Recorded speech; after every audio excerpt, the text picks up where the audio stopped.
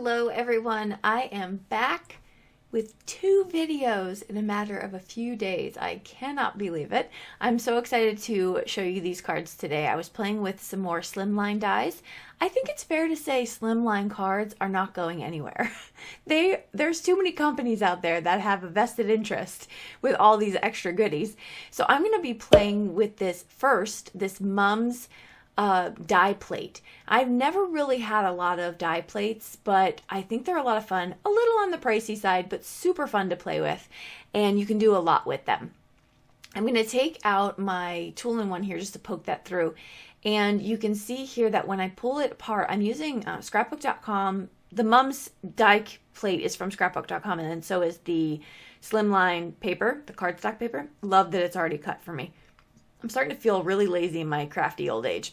So honestly, when I started this card, I had no idea what I was gonna do. I didn't know. Sometimes that's just that way. There are a lot of times when I see a product and I'm like, oh yeah, I know exactly what I'm gonna do. And then other times where I force myself to just start using it and then things start to flow. So I recommend that if you're in sort of a crafty funk. So this already has glitter paste on it because I put that glitter paste on a different cardstock. So I'm just going to go back over here and I'm going to put this gold Nuvo glitter paste all over this yellow cardstock. This yellow is the same yellow that I used to die cut it. And I'm using a coordinating stencil. So these are the Mums on the stencil.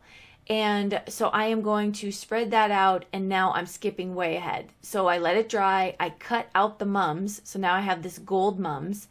And then I also did it in white, so you can see that as well. So I'll use that for a background for something else because I thought it was really cute.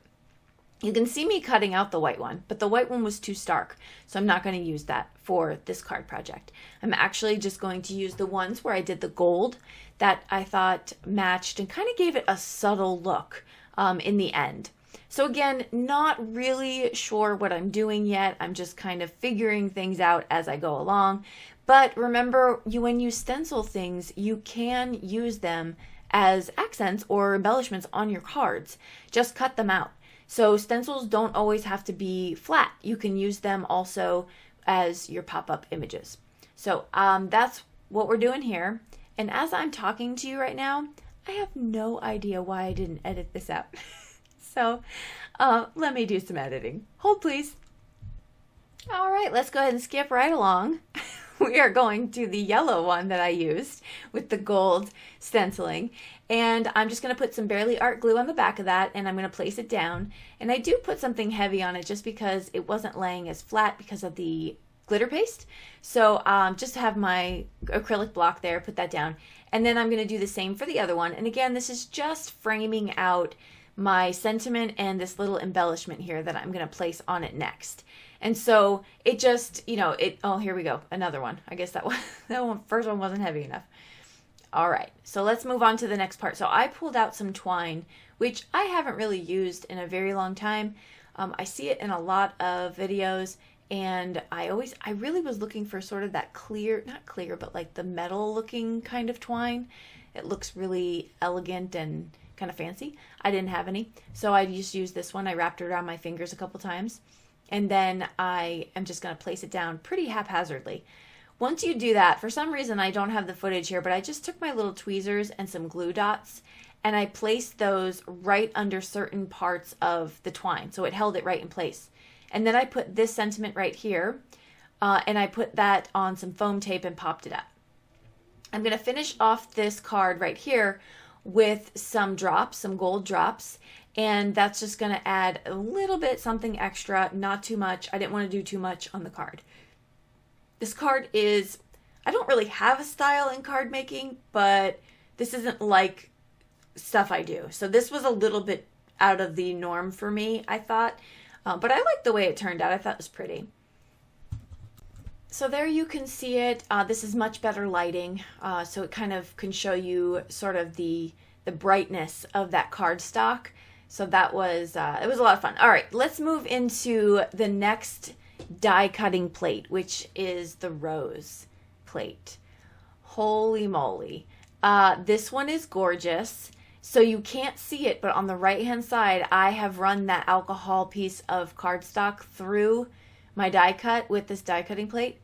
And so all the pieces are in there still. So what we're going to do, and then obviously you see the outline of the one on the right. So I ran, the left. I ran the left through with white cardstock, ran the right through with that alcohol ink, and now I'm going to do some inlaying puzzling on the card. So I'm picking out my colors here. I'm just kind of showing you the cardstock as well because you could see all the different colors. Really love this cardstock so that I don't have to have a whole bunch of colored cardstock on hand because I don't use it that often. And so it's just nice to have it tucked away. A tip for intricate dies here, use glue that dries clear and that won't dry tacky. This way, if you don't get it perfect, it's okay because it won't ruin anything for you. It won't have a tacky feel and you won't even be able to see it. So I get that all on the back of my plate or my die cut. I'm going to place this down. I picked this sort of like a fuchsia kind of cardstock for the background. Oh, it matches my nails. I just noticed that. Maybe that's why I picked it. I was inspired. And then I'm going to start inlaying. Now, this is where we speed up the video.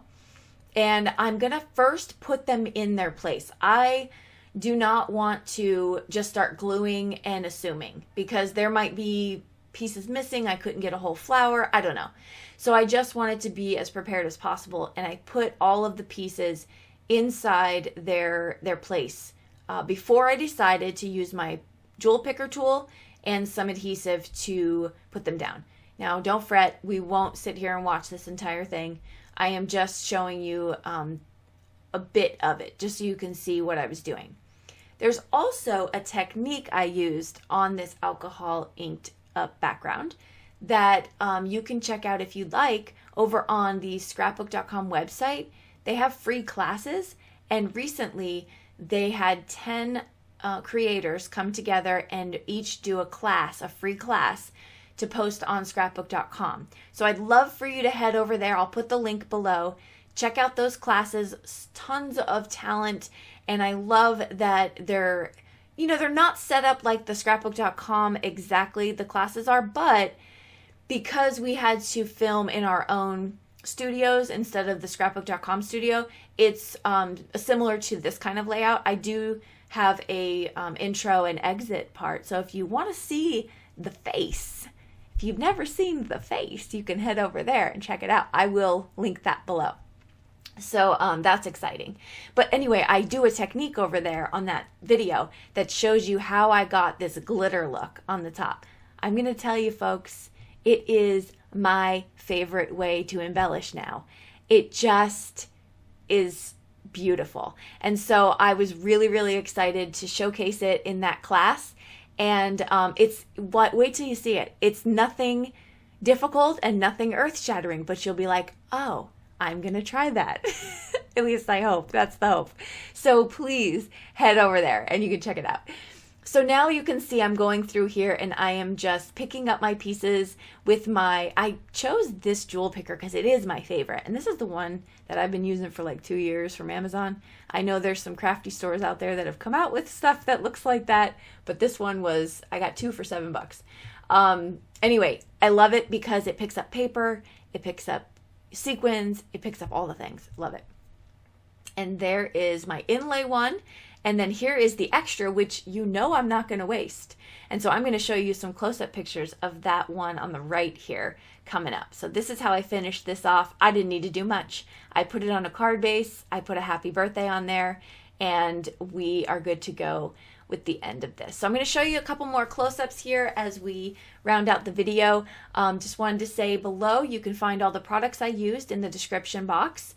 They are affiliate links, so if you do use them, there's a small commission that I receive at no extra cost to you.